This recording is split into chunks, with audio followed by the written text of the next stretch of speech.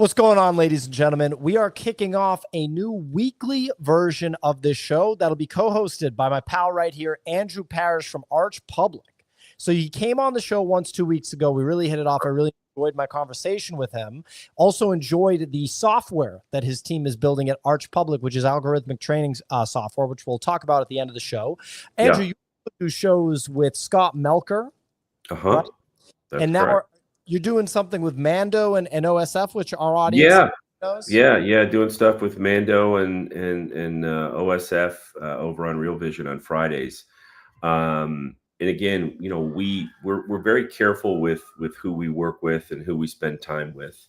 You know, we want to spend time with people that that we think have a great reputation in the space, and at the same time are willing to share a lot of proverbial meat on the bone associated with tools and processes and information that are actual meaningful alpha, right? And so, yeah, wanted to spend some time with you. I think we'll be able to do that on this show on a weekly basis, and give people an opportunity to make some money. That sounds good to me. That's very exciting. And just to clarify on that, it's an algorithmic trading platform. So we're going to talk about that towards the end of the show. Andrew, before we dive in on like the macro stuff, the Bitcoin stuff, the crypto stuff, and the MicroStrategy stuff, what was your background before you went full-time developing this product? What was your background? And just so my background, is traditional finance. You know, I spent 20 years on the traditional financial side, actually in wealth management proper, for about 13 years. And then I exited and started a site that covered traditional finance and wealth management, and then sold that company, you know, after a few years of operation, and it grew fairly big. And then, you know, I was looking for what do I think is the next thing, right? I'd spent plenty of time in traditional finance, plenty of time covering it, talking about it, being involved with, you know, all the people that mattered in the space. And I ended up at a hedge fund, a crypto hedge fund event in San Francisco. I got invited. To this day, I still don't know how I was invited, but I was invited. And it felt like the cross section of some of the smartest people that I've come across. And there was a room full of them. There's, you know, maybe a couple hundred people there. And the cross section of folks were, you know, sort of hardware engineers. So engineering folks. There were people on the computer science side. And then there were people in finance, right? It's very, very rare you're going to get those three types of folks in a room together. So engineers, computer science, and finance. And I thought, man, this is a collection of really, really smart people. I think this may be the next thing. And it was a Bitcoin focused. Now, to be fair, at that event, there were small pockets of, you know, presentations about, you know, cryo freezing yourself for the next 200 years. It was a little bit, you know, it got a little bit out there at times. I ignored that and focused on the Bitcoin stuff because it was heavy on Bitcoin. And I think at the time, you know, Bitcoin was hovering around, you know, 8,000, 10,000, whatever it was. And there was just a buzz, right? So that's where the background comes from. And then Tillman and I, my co-founder and CEO, he and I had known each other we've known each other for a little more than 8 years. And he had a project in Nashville that was Bitcoin focused. And I kind of got involved. And then, you know, he just called me one day, a little more than 5 years ago, and said, you know what, let's do something together, right? Properly together. And we had seen that there was a gap associated with bringing tech as it relates to trading, you know, to the masses. It exists institutionally for 40 years. And so why didn't we have access to it in a proper way, in a compliant way, as opposed to some guy on Reddit, you know, from his garage trying to sell you something that didn't work 3 months later. So yeah, that's my background. Awesome. And so when it comes to crypto exposure, I know you're a Bitcoin guy, and you've been calling for 250K Bitcoin this year. I want to get to that, but Are you invested in other coins also? Yeah, so have small smatterings of Solana, a little bit of ETH. I'm probably 85% Bitcoin. I a little more Solana than Ethereum, and then I've got a small bag of the Venice token, Eric Voorhees and his Yep. work in AI. That's the totality of it. I would say that I use the volatility associated with Solana to my advantage, and oftentimes whatever profits beyond what I'd like to accumulate, I generate there. I push that back into Bitcoin. So that's a pretty good understanding of what my personal portfolio is. I think it makes sense. You tweet a lot about Larry Fink. I think my first exposure to you was probably at this point years ago. You have a pretty iconic profile picture on Twitter. I think a lot of people would recognize it. Yeah. And I've noticed that you're a huge believer, and I understand why, in Larry Fink, in BlackRock, and their influence on Bitcoin at this point. Yeah. To traditional finance. Mhm. Even when we were bottoming at $78,000 on like March 10th, so about 15 days ago, I was seeing tweets from you that were calling for 250K Bitcoin this year. How do you come up with that price prediction, and what makes you confident in that price prediction? Well, what I did is I just doubled down on my price prediction nearly at the bottom, right? I think we were in the 70s, 77, 78, 79. Yeah.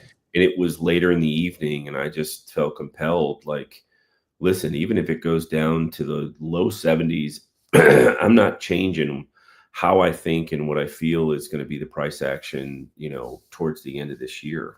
And the reason why I feel that way is connected to Larry Fink, but Larry Fink has a buddy.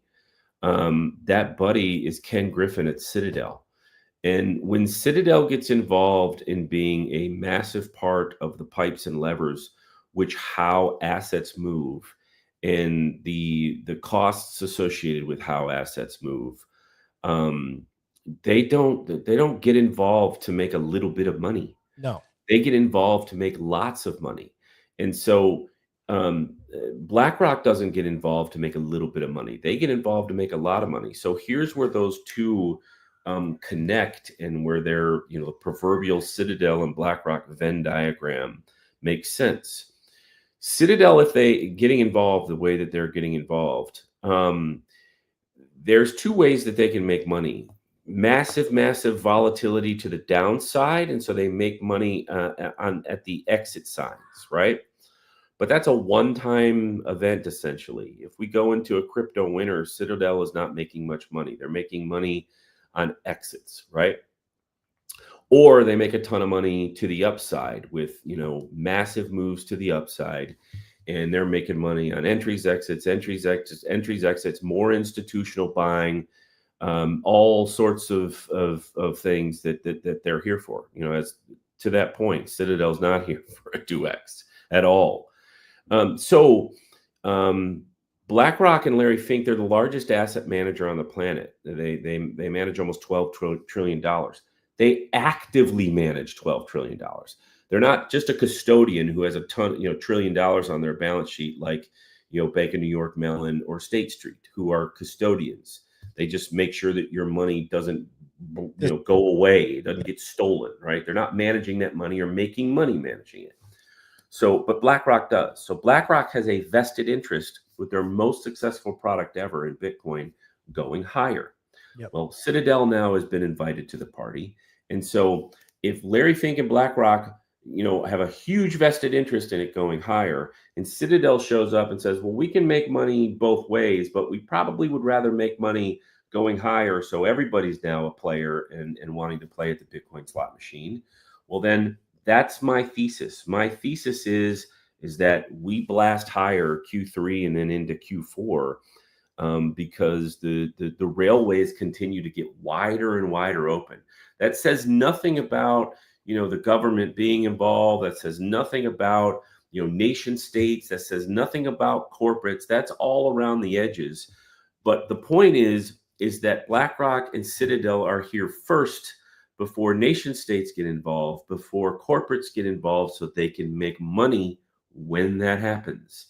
And again, they don't show up not having a clue that any of that stuff's going to happen. So therein is my thesis. Okay. And so this is not a political question, but I find it fascinating when you sort of think about the financial, like the financial introducing. How significant do you think it is that Larry Fink got the Bitcoin ETF across the line during the Biden administration, when we now know about Operation Choke Point 2.0 being a real thing? Does that not say a lot that Larry Fink sort of put his foot down and said, no, this is happening? Well, what it says a lot is that, Gary Gensler, as much as he attempted to flex, at one point he put on laser eyes, just a troll, right? Looks like one and acted like one. But the truth of the matter is that for all intents and purposes, Gary Gensler and anybody at the SEC effectively works for Larry Fink and Jamie Dimon and Ken Griffin. If those entities don't exist, then there's not meaningful scale of our markets to be able to extract fines from. That's the best way to say it. Yeah.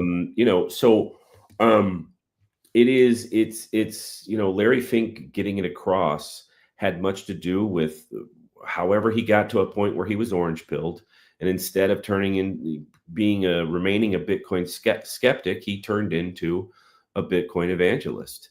And it was remarkable to watch him evangelize Bitcoin, throughout all of 2024. Every appearance that he did, he talked about it. Now, to be fair, a bit of talking your book. It was the most successful ETF launch in the history of BlackRock, which, oh, by the way, they effectively invented ETFs. For that to be the most successful product they've ever had is extraordinary. We should take a moment. Crypto Twitter has a bad habit of 5 seconds worth of being able to pay attention. Yeah. They have a really bad habit of it. And so saying that the BlackRock Bitcoin ETF is their most successful product ever, we should marinate in that for a little bit, right? Yeah. And realize what will come of it, right? We're nowhere near done the repercussions and positive consequences of that being a true statement. So my 250K number for the end of the year is just filled with traditional financial wallets and capital. There you go. He is, he moves markets, no doubt about it. And he does it with trillions and trillions and trillions of dollars of client capital. Without question. And so if that 250K is a significant number, that would be, Sure. Over a 2x from here, closer to a 3x from here, Mm-hmm. would be an explosive Bitcoin bull market compared to the last one. There's a lot of factors that were at play with the last one, with FTX, Operation Choke Point 2.0, a lot going on. Yeah. Mm-hmm. Mm-hmm. Go ahead. I would say that, I made a prediction in 2024. My prediction in 2024 is that we would get to 80K by the end of the year. I was wrong. I was wrong to the downside. Bitcoin got above 100K to finish 2024. So, again, I like our chances. Bitcoin has a way of surprising people in a direction that they're not prepared for. And, you need to be prepared. I mean, the reality is, I'm a big fan of Thomas Lee and the work that he does. Tom is, on a bunch of shows, and his hair is also on a bunch of shows with him. I'm a big Tom guy with the love Tom. Yeah, he has an extraordinary coif, that's for sure. But I've actually spent some personal time with him. I've been in his offices at Fundstrat, and they run an amazing shop in New York City. And his point was also made, maybe a couple weeks after I made it on Twitter, that he says we go significantly higher than 150, right? So maybe his final number for 2025 is in between 150 and mine. Still not a bad place to be. No. And his point was my point. Citadel's here now, so they're not here to make a few pennies on every dollar. It's not what they do. So act accordingly. Yeah. Makes sense. And so, when you think about us getting as high as 150, 200, 250K this year, Mhm. do you think that we get as significant of a drawdown? I think everybody assumes there will be a drawdown. This is a volatile asset. It's not an up only forever asset, never coming down. Mhm. We just had a 30% drawdown. Do you think we get a 50, 60, No, 70, 80% drawdown? Do you think that no, is no, no. No, because a sizable portion of Bitcoin holdings now are in Bitcoin ETFs, and boomers don't sell their holdings. yeah, That they have been taught and taught and taught that you buy low and not sell high. You buy low and sell when you die. yeah, That's what they've been taught their entire life. So if they've allocated 1% or 2% of their portfolio to a couple of Bitcoin ETFs, they're not looking at price every day and in any way, shape, or form. They're like, well, that's the allocation, and no different than gold. This thing moves faster than gold, but gold's done pretty well for the 1% I have in my portfolio too. It's up 2x over the last whatever many years. So no, I don't think. What if that move downward has already happened? What if to 77 was it? 109 to 77 was the dip for this particular cycle. That's possible, by the way, because price action has materially changed. Price action is very, very different when you have a really, really high floor of inflows of from Bitcoin ETFs that are on at 5 days a week, never stops, right? People are going to allocate to the asset class. And by the way, there are additional levels of allocation that still have yet to come. We have, the ultra high net worth versions of Morgan Stanley and UBS and Wells Fargo, where you can allocate, but the normal areas of just high net worth, you still can't allocate to Bitcoin ETFs. That's still have yet to be approved. So there's still levels to this where capital is going to continue to come in, irrespective of price. And that means that, the downside narratives associated with Bitcoin have adjusted. The only downside narratives that exist right now is, wait a minute, the Bitcoin strategic reserve wasn't exactly what we wanted it to be. So we're a little bit annoyed by that. That's basically it, man. but that's only crypto Twitter. No one Yeah, that exactly right. And nobody cares other than us and the people watching the show. Hi, everybody. Love you. So here's a little transitory question here. So how Mhm. Secretary of Commerce, if I'm not mistaken, I believe he's a big hedge fund guy. He stated that he has $1 billion of MicroStrategy and $250 million of Bitcoin. I So would, it's Howard Lutnick who runs Cantor Fitzgerald, which, by the way, Cantor Fitzgerald has been a huge firm for a long time. They're I wouldn't call it a claim to fame, but Cantor Fitzgerald became more well known in pop culture because 90% of their company was wiped out on 9/11. Mm, So they were on 77th floor or something on 9/11, and 90% of their entire company was killed on 9/11. So the building back of that company, the scale of that company, the growth of that company has been, an American sort of hero story. yeah. So Howard has leaned into Bitcoin. Howard has leaned into Bitcoin adjacent companies. And then Cantor Fitzgerald is effectively the custodian of all things Tether, right? So if you have the Secretary of Commerce who's a Tether bull, a Bitcoin bull, and a MicroStrategy bull, I don't know. I would think that they would want things to go good for those three entities at minimum. So that's kind of the point, right? Like, even though the Bitcoin Strategic Reserve wasn't what we'd like it to be, it still happened and is still happening. And then on top of that, we've got a Treasury Secretary who's pro Bitcoin. We've got a Commerce Secretary who's pro Bitcoin. We have nearly every cabinet appointee is either owns some Bitcoin, is pro Bitcoin. The Vice President of the United States owns Bitcoin, right? So it can't, from a regulatory and from a governmental standpoint, it can't get any better, right? So then the structures of the markets have to take over for us to go higher. And I think ultimately that will happen. Those move a little bit slower than executive orders, right? The pipes and levers and everything getting together for additional trading to happen.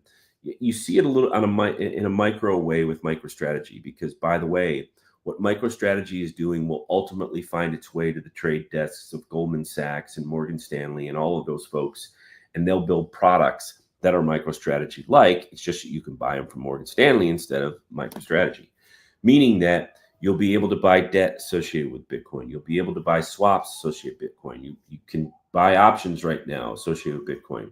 You'll be able to be preferred with Bitcoin. There'll be Bitcoin bonds.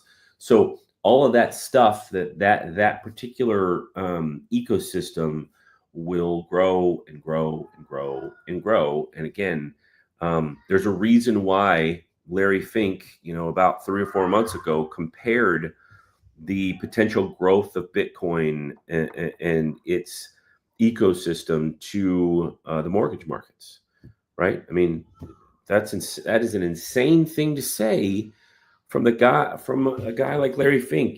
He can't say that without, if it doesn't end up being true, he'll look stupid. Yeah.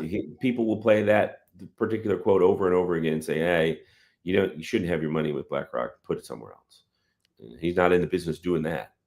Definitely not. And so on Lutnick, one thing I found interesting is $1 billion of MicroStrategy, 200 million of Bitcoin. I would have not assumed that he's got 5x the amount of MicroStrategy than Bitcoin.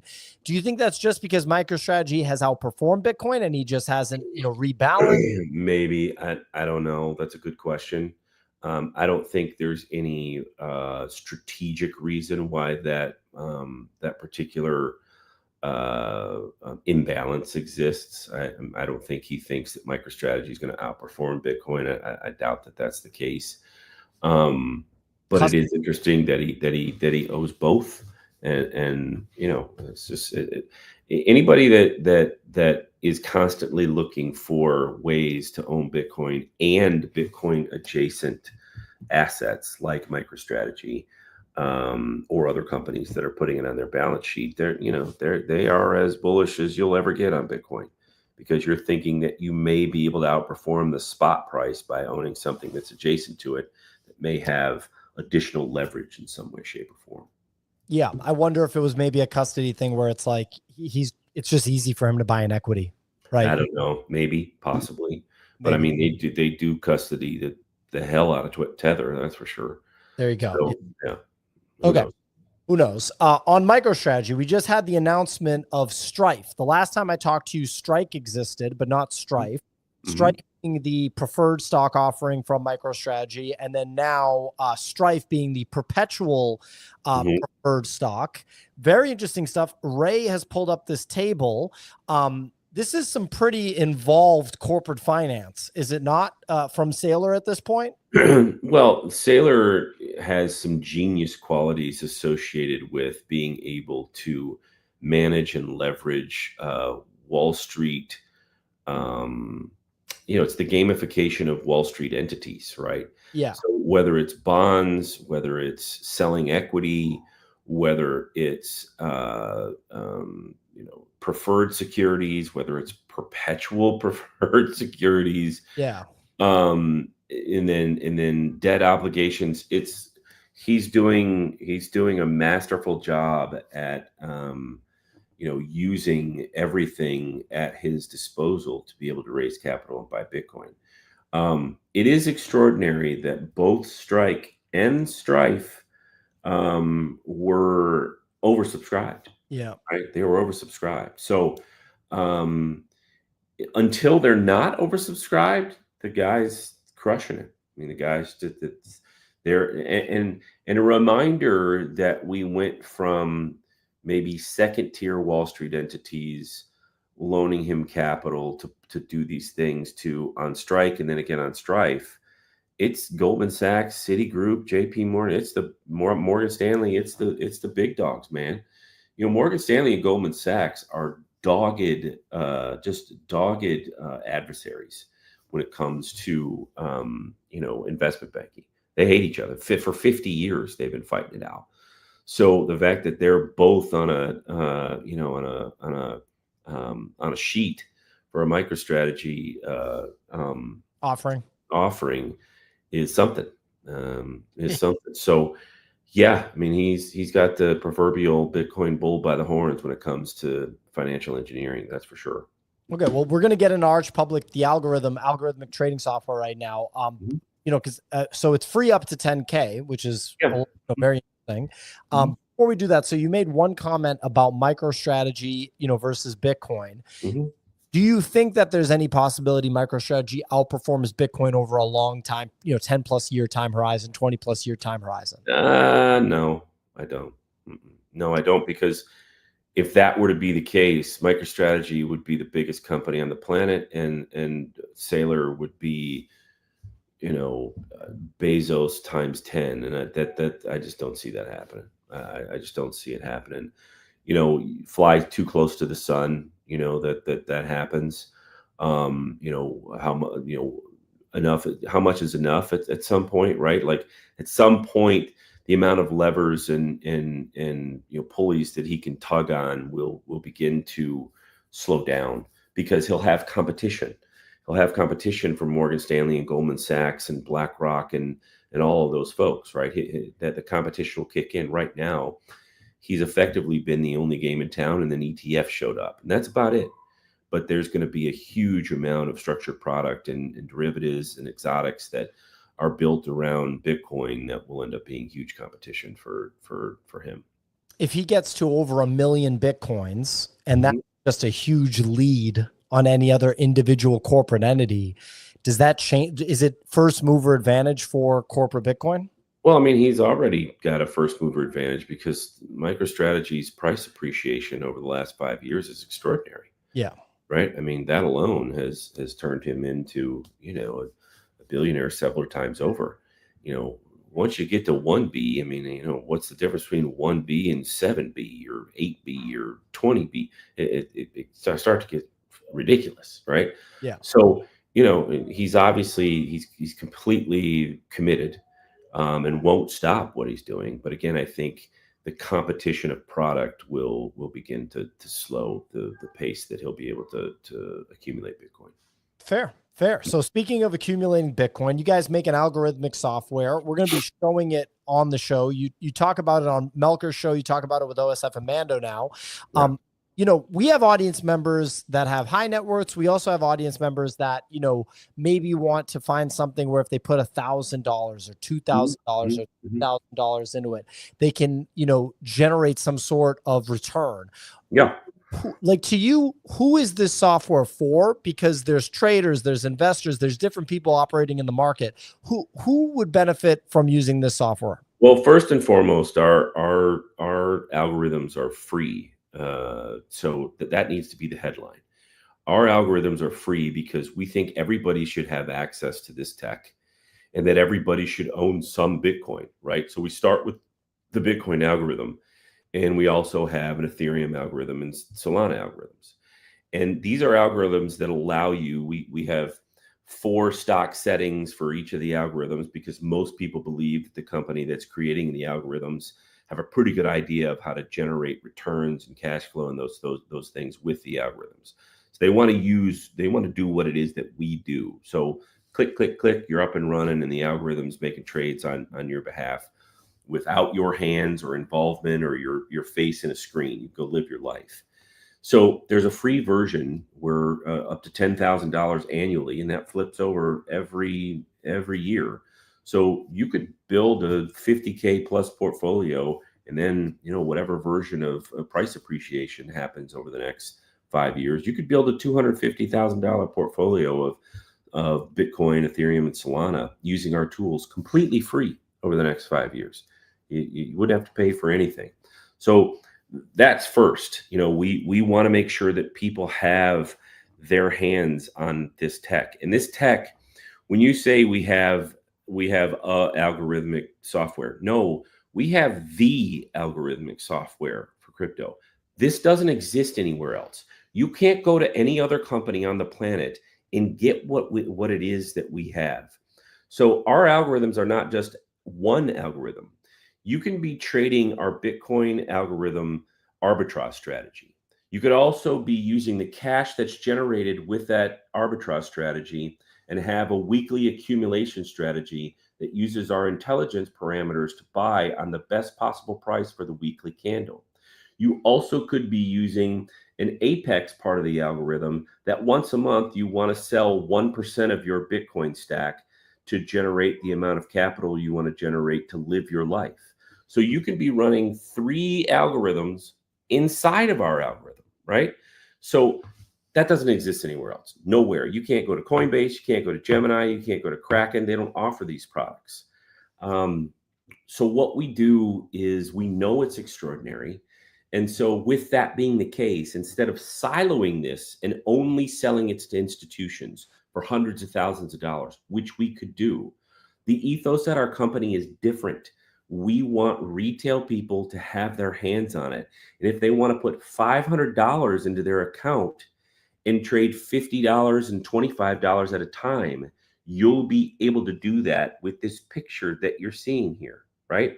This picture is showing you that you can top tick green candles. You can bottom tick red candles with the parameters that we have, and you can build a position while also generating cash flow. What you do with that cash flow that's generated by the algos themselves is whatever you choose to do with it. You're liquid 24/7.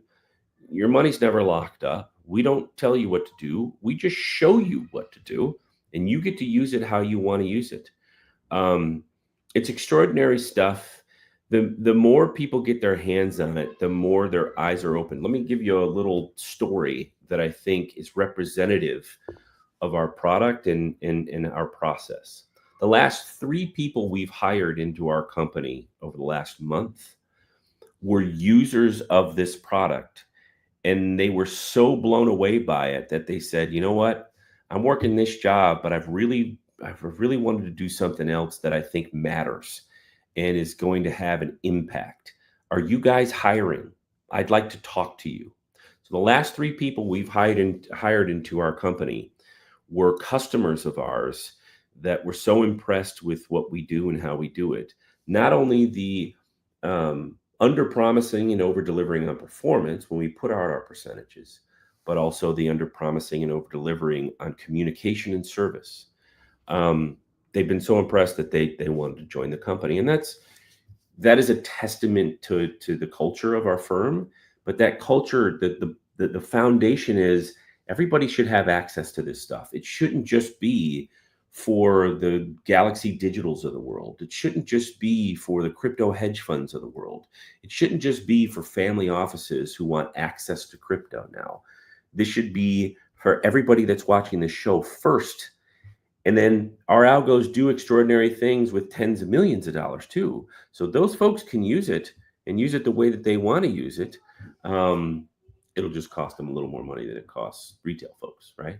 And just to break it down simply, so we got this in front of Easy. It got Easy's stamp of approval right away, and he's used a lot of these things. So that gave me, a tremendous amount of confidence, and I'm excited to show it on the show, in the future. We don't have it ready to show today.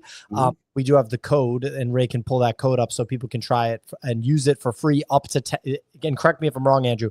Free up to 10K. So any amount of money that you have, up to 10K, you use the algorithmic trading. The idea is you can set up different strategies.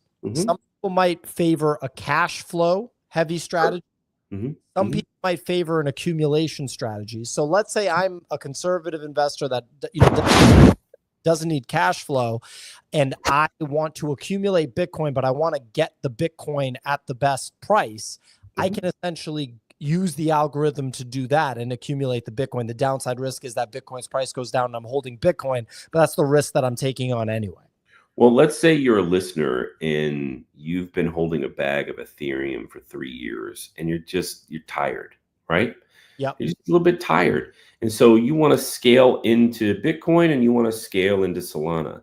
You can set up with one of our stock Apex solutions. Over the next 3 months, you're going to top tick scaling out of Ethereum. Based on the ETH BTC chart? That's correct. That's correct.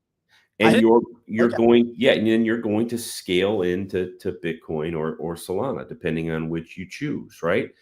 So the response that you just had is exactly what we get oftentimes. Like, whoa, wait, you can do that? That's incredible. Like, I hadn't thought that way. Most people think of algorithms as binary outcomes, right? Is an algorithm is going to do one thing, it's going to take a position, they're going to enter it, and then it's going to exit it, and whatever the difference is, that's your outcome. That's not the case with these. You can do that with this, but you can do so many other things. And so, we want people to have their hands on this technology. We want people to download it for free and use it.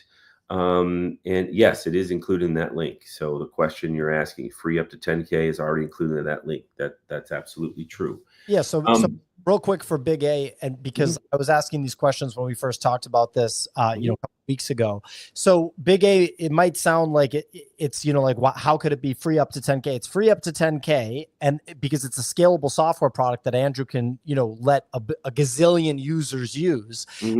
Power users that are crushing it, or the power users that have big bankrolls that want to play the game above 10K, then they pay the fee. But the idea is that they generate more revenue or income. Yeah. So the way that goes, we have a concierge program, and I'll explain it transparently. Our concierge program has 4 tiers.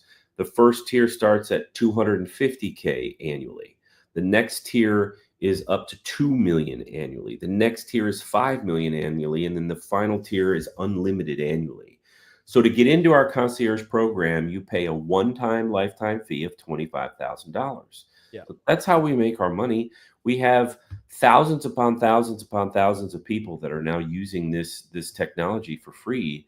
And if they have the ability, they see the value and they say, wait a minute, I can increase my Bitcoin stack very, very quickly over time and generate cash yield without having to do anything. I can live my life, and I'm not making decisions ever again at 78K or 84 at 109. I'm not making those decisions ever again. It's making the decision for me. So if they have the capital to do it, they get into our concierge program and away they go. Yeah. Well, I didn't know about the ETH BTC, so I want to scale out of Solana and scale out of Doge based on the Doge BTC chart and the Solana BTC chart. Yep. I want to do that. And I actually look at those charts a lot. I talk about them on our morning podcast. I talk about them with Ray and other teammates. Yeah. So maybe in a future show, we can kind of talk about those charts in general, because I would just love to hear your opinions on them.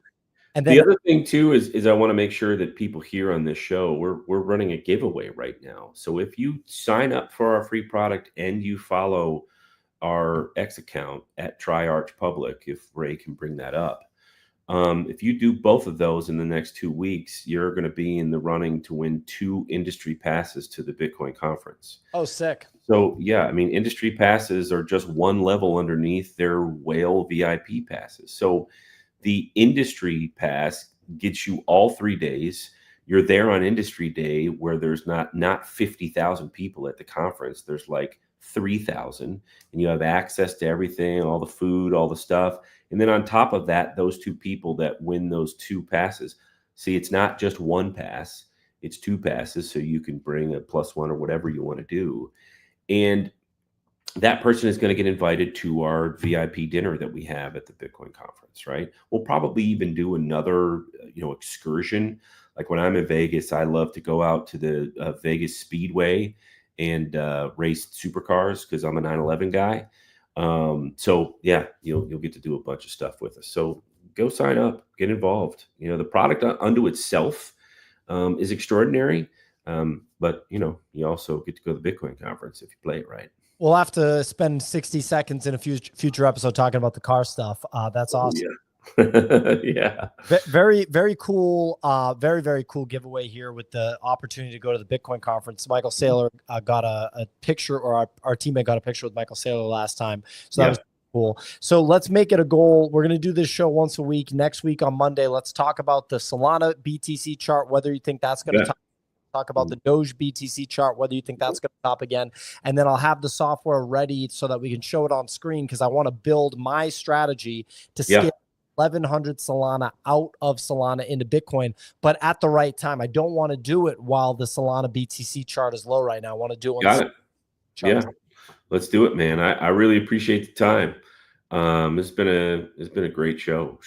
Absolutely love it. And I think people will really benefit long term as we continue to bring info that people can act upon, and products that people can take that information and then use to better their situation, whatever it is. Absolutely. It looks like Big A has a similar interest to me, that with his ETH. So that part spoke to him. For me, it's Solana and Doge. But so here's the link, ladies and gentlemen. If you want to get in the mix and get ahead of it with this algorithm, free to use up to 10K. It integrates with Gemini.